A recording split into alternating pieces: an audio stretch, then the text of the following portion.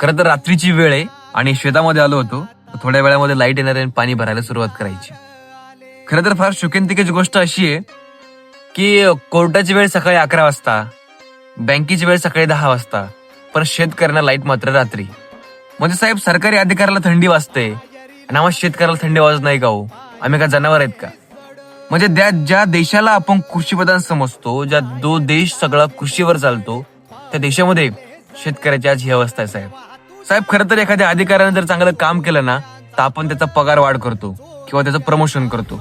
पण याच देशामध्ये जर एखाद्या शेतकऱ्यांना काबाड कष्ट करून जर चांगलं पीक घेतलं, तर आपण त्या शेतकऱ्याच्या पिकाचा भाव कमी करतो.